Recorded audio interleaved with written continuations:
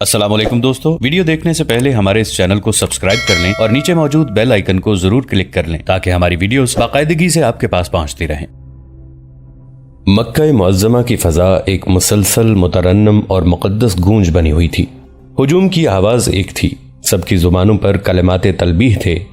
لبیک اللہم لبیک، لبیک لا شریک لک لبیک، ان الحمد والنعمت لک والملک لا شریک لک۔ فضا میں ایسا تقدس تھا کہ بادشاہوں اور امراء کے سر جھکے جا رہے تھے، ترنم ایسا کہ روحوں پر وجد طاری ہوا جا رہا تھا۔ ہر فرد بلا امتیاز رنگ و نسل ایک اللہ کے رنگ میں رنگا گیا تھا۔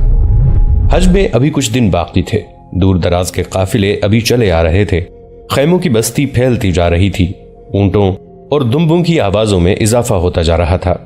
اس ہجوم میں کچھ لوگ بیٹھے ہوئے تھے، کوئی یہاں کوئی وہاں، ان کا ایک ایک ہاتھ آگے کو پھیلا ہوا تھا۔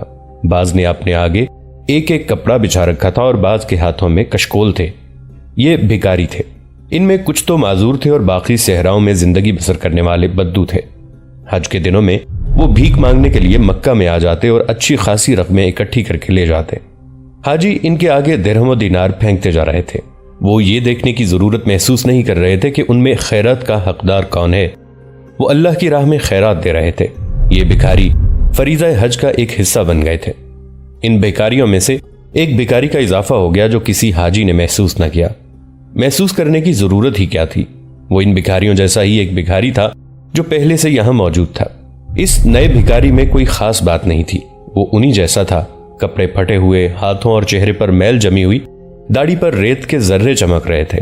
اگر اس میں کوئی خصوصیت تھی تو یہ تھی کہ وہ تمام بھکاریوں میں سب سے زیادہ بوڑھا اور نحیف تھا، اور وہ اپنے پاؤں پر زیادہ دیر کھڑا رہنے کے قابل نہیں تھا۔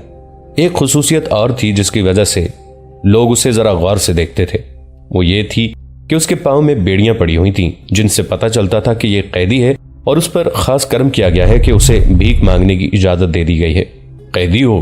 پہلے روز ہی ایک حاجی نے اس سے پوچھا۔ اس نے آہستہ سے سر نیچے اوپر ہلایا، اس کی آنکھیں سفید اور بے نور تھیں۔ چوری کی ہے؟ چوری کرتا تو ہاتھ کٹے ہوتے، اس نے اپنے دونوں راشا گیر ہاتھ آگے کر کے جواب دیا۔ کسی عورت کے ساتھ پکڑے گئے تھے؟ ایسا ہوتا تو میں زندہ نہ ہوتا، اس نے کامتی ہوئی آواز میں جواب دیا۔ میں سنسار کر دیا جاتا۔ پھر کیا جرم کیا ہے تم نے؟ قسمت ہار گئی ہے، بوڑھے بھکاری نے جواب دیا۔ مجرموں کی قسمت جلدی ہار جایا کرتی ہے بڈھے بدو، قریب کھڑے ایک اور حاجی نے کہا۔ بوڑھے بھکاری کے چہرے پر کربناک تاثر آ گیا، وہ اپنے ارد گرد 5-6 آدمیوں کو کھڑے خالی خالی نگاہوں سے دیکھنے لگا۔ مجرم اپنا جرم نہیں بتایا کرتے، ایک اور حاجی بولا۔ میرا جرم یہ ہے کہ خلیفہ ولید ابن الملک مر گیا ہے، بوڑھے بھکاری نے کہا، اور اس کی جگہ اس کا بھائی سلیمان بن عبد الملک مسند خلافت پر بیٹھ گیا ہے۔ دمشق کے قید خانے میں جا کر دیکھو، مجھ جیسے کئی قیدی ناکردہ گناہوں کی سزا بھگت رہے ہیں۔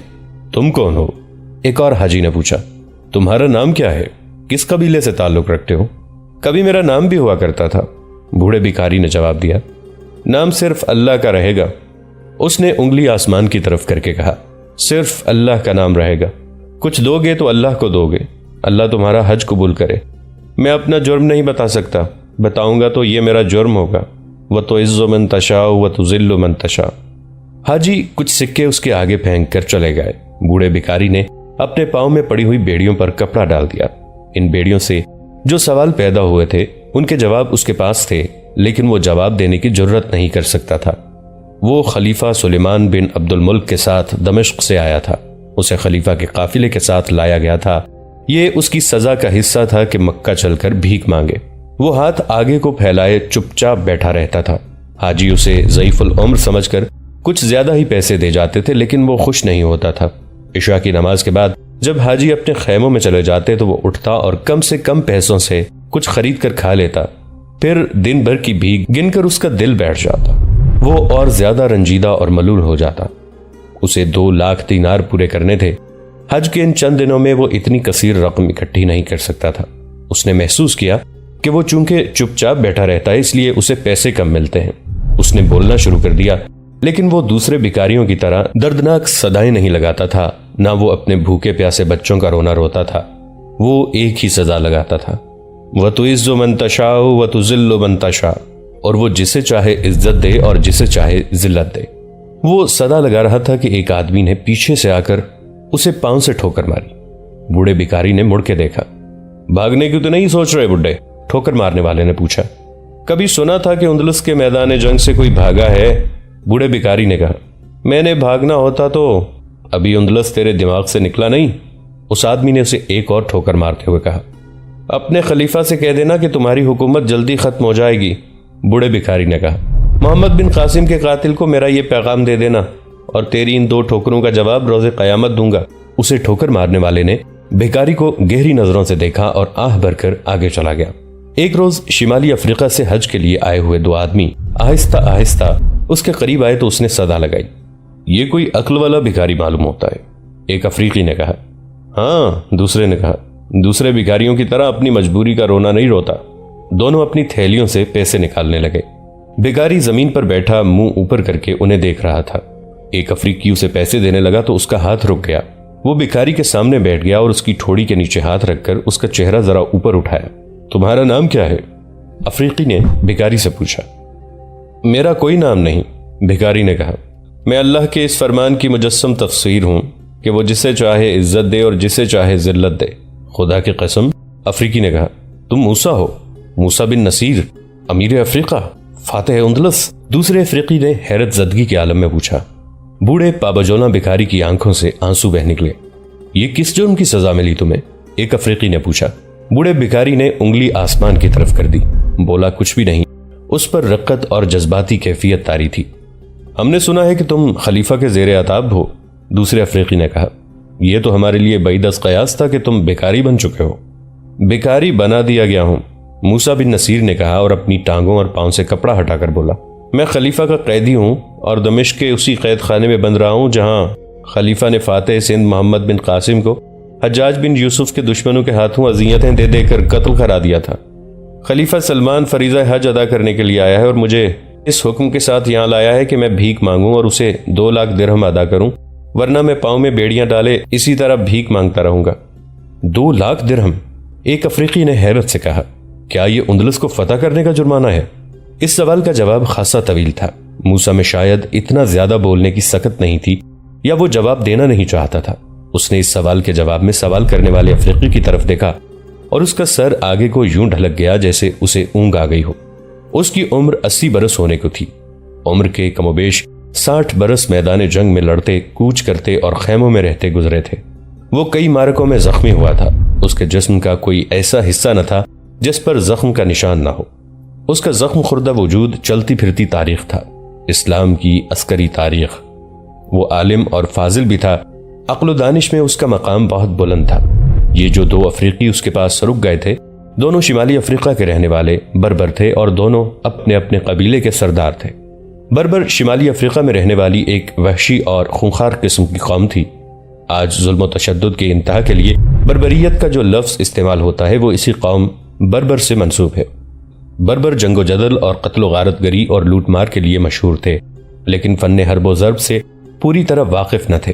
ان کی بہادری اور خونریزی ان کے طاقتور دشمنوں کو بھی خوف زدہ کر دیا کرتی تھی۔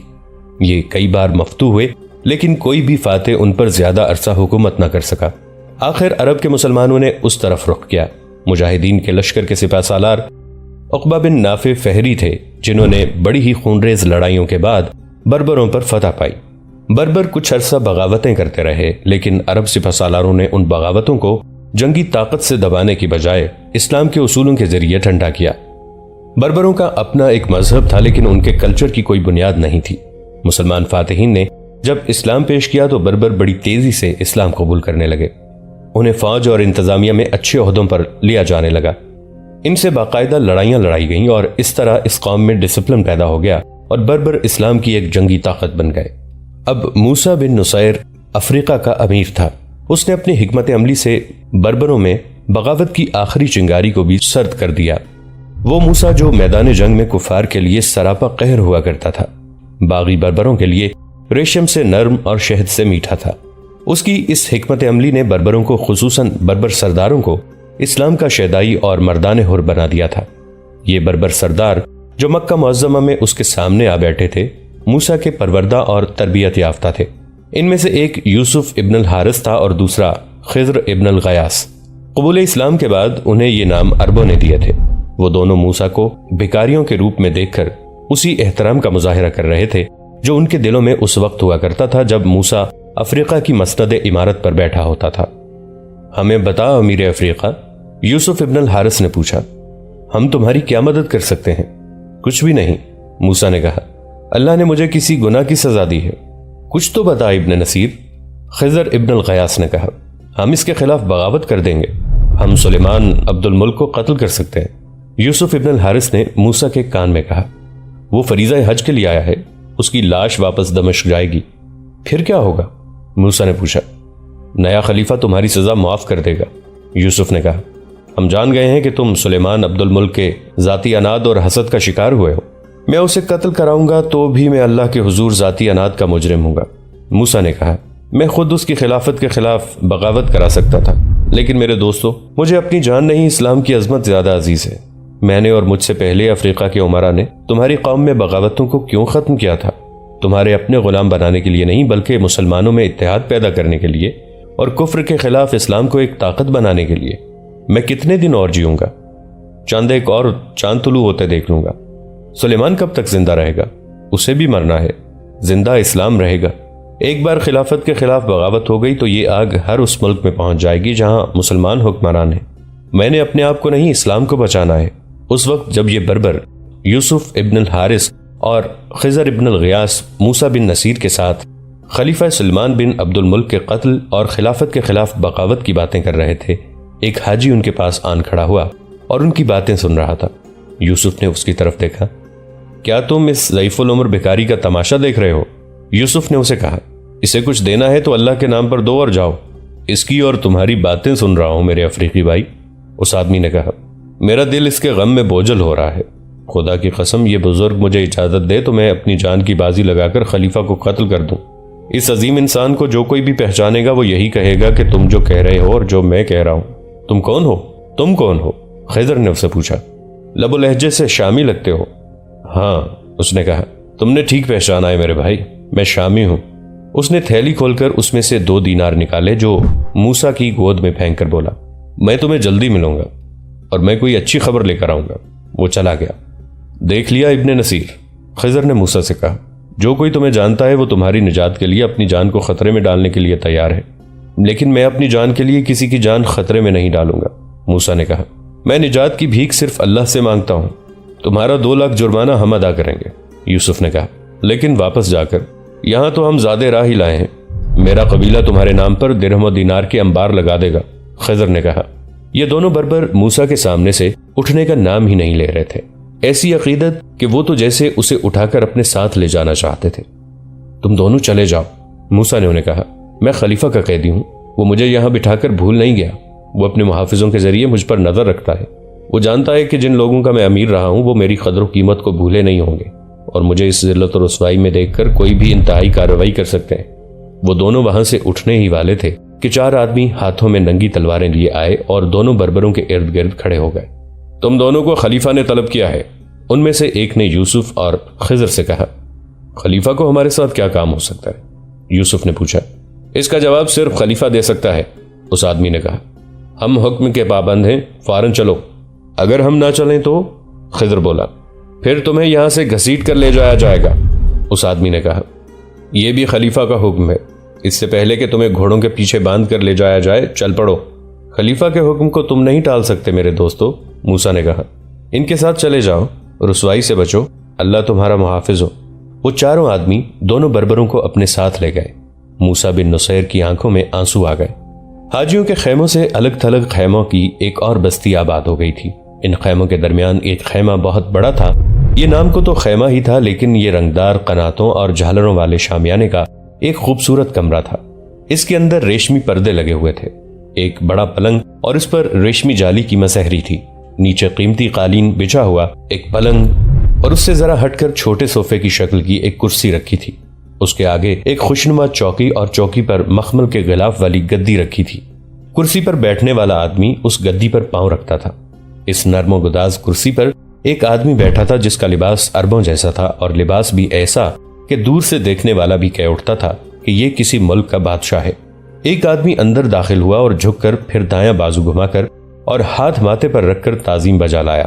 خلیفۃ المسلمین، اس نے کہا، دونوں کو لے آئے ہیں، ان کے پاس ہتھیار ہیں؟ خلیفۃ المسلمین نے پوچھا۔ نہیں خلیفۃ المسلمین، اس آدمی نے کہا، وہ احرام باندھے ہوئے ہیں، نہتے ہیں، ان کی تلاشی لے لی ہے۔ خلیفۃ المسلمین سلیمان بن عبد الملک نے شہنشاہوں کے انداز سے اپنے سر کو ہلکی سی جنبش دی۔ اس کے سامنے کھڑا آدمی الٹے پاؤں باہر نکل گیا۔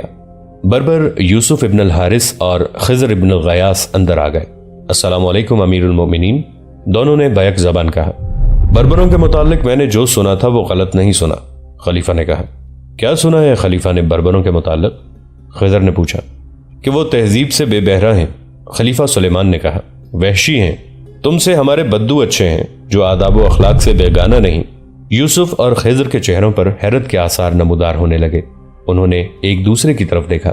میری طرف دیکھو، خلیفہ نے شاہانہ روب سے کہا۔ ایک دوسرے کو کیا دیکھتے ہو؟ تم بے قصور ہو، تمہیں دربار خلافت کے آداب سکھائے نہیں گئے؟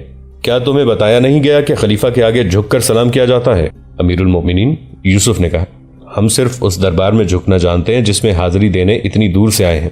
اللہ کے اس دربار میں ہم صرف جھکتے ہی نہیں، سجدے بھی کرتے ہیں۔ ہمیں یہ آداب اسلام نے سکھائے ہیں۔ اس وقت تم خلیفۃ المسلمین کے دربار میں ہو۔ خلیفہ سلیمان نے عتاب آمیز لہجے میں کہا، یہاں بھی جھکنا لازمی ہے۔ خلیفۃ المسلمین، یوسف نے کہا، ہم نے اسلام اس لیے قبول کیا تھا کہ اس کے اصول ہمیں اچھے لگے تھے۔ ایک یہ کہ انسان کے آگے نہیں جھکا کرتا، اسلام صرف اللہ کے آگے جھکنے کا حکم دیتا ہے۔ اگر آپ ہمیں اپنے آگے جھکنے کا حکم دیتے ہیں تو ہم اسلام کو ترک کر کے واپس اپنے مذہب میں چلے جاتے ہیں۔ میں اسلام کا ہی خلیفہ ہوں، سلیمان نے کہا۔ مجھے مت بتاؤ کہ اسلام کے احکام کیا ہیں۔ میں جنگلوں میں رہنے والے اور تہذیب و اخلاق سے نابلد بابروں کو اجازت نہیں دے سکتا کہ وہ مجھے اسلام کے احکام سنائیں۔ بربروں کی تہذیب اور ان کا اخلاق دیکھنا ہے تو اندلس میں جا کر دیکھ خلیفہ۔ خضر بھڑک کر بولا، کیا تو نہیں جانتا کہ اندلس کی فتح کا صحرا بربروں کے سر پر ہے؟ طارق بن زیاد بھی بربر ہے، یوسف نے کہا۔ جن بربروں کو تو وحشی اور جنگلی کہہ رہا ہے، انہوں نے اندلس کے کفار کے دل جیت کر انہیں حلقہ بگوش اسلام کر لیا ہے۔ خلیفۃ المسلمین، خضر نے کہا، تو نے اندلس کے فاتحین کو واپس بلا لیا ہے تو بربر عرب کے سالاروں کی کمان میں ابھی بھی آگے آگے بڑھتے جا رہے ہیں۔ طارق بن زیاد نے اندلس کے ساحل پر فوج اتار کر کشتیاں جلا ڈالی تھیں کہ واپسی ممکن ہی نہ رہے، مگر اس نے آدھا اندلس فتح کر لیا تو اسے دمشق بلا کر اس کے بالوں پر جلا دیے گئے کہ وہ گمنامی میں کھو جائے، اور دوسرے فاتح امیر افریقہ موسیٰ بن نصیر کو بیڑیاں ڈال کر بھکاری بنا دیا۔ اندلس میں جا کے دیکھ، وہ بربر ہیں جنہوں نے اندلس کے سینے میں اسلام کا پرچم گاڑ دیا ہے۔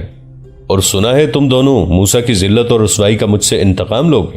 خلیفہ نے کہا، کیا تم میں اتنی جرت ہے کہ تم مجھے قتل کرو؟ تم بغاوت کر کے میری خلافت کا تختہ الٹنا چاہتے ہو؟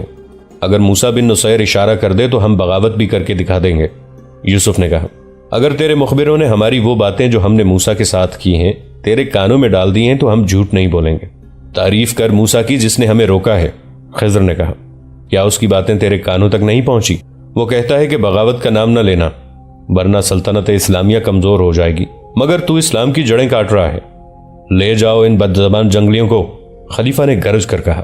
انہیں دمشق کے قید خانے میں پہنچا دو، یہی ان کا آخری ٹھکانہ ہوگا۔ خلیفہ کے 6-7 محافظ دوڑتے اندر آئے۔ ان کی تلواروں کی نوکیں ان دونوں بربر سرداروں کے جسموں میں چبھنے لگیں۔ محافظ انہیں گھسیٹتے دھکیلتے ہوئے خیمے سے باہر لے گئے۔ ہمیں فریضہ حج سے روکنے والے، یوسف اور خضر کی آوازیں خلیفہ سلیمان کو سنائی دے رہی تھیں۔ تیری بادشاہی کے دن تھوڑے رہ گئے ہیں۔ ان کی آوازیں دبتی گئیں اور حاجیوں کی آواز کی مترنم گونج اللہم لبیک میں ڈوب گئی۔ اس کے بعد ان دونوں بربروں کا کہیں سراغ نہ ملا۔ خلیفہ سلیمان بن عبد الملک ولید بن عبد الملک کا بھائی تھا۔ سلیمان سے پہلے خلیفہ ولید تھا۔ وہ اپنے بیٹے کو اپنا جانشین بنانا چاہتا تھا، لیکن اچانک اسے ایسے مرض نے آن لیا کہ چند دنوں میں انتقال کر گیا۔ اپنے بیٹے کو وہ خلافت کے لیے نامزد بھی نہ کر سکا۔ اس کے انتقال کے ساتھ سلیمان نے مسند خلافت سنبھال لی۔ دونوں بھائیوں میں یہ فرق تھا کہ ولید نے محمد بن قاسم کو ہندوستان پر فوج کشی کے لیے بھیجا تھا اور اسے کمک اور ہر طرح کی مدد بھیجتا رہا۔ دوسری طرف اس نے امیر شمالی افریقہ موسیٰ بن نصیر کے اس منصوبے کو منظور کیا کہ اندلس پر حملہ کیا جائے اور اس کی قیادت ایک بربر سپہ سالار طارق بن زیاد کرے۔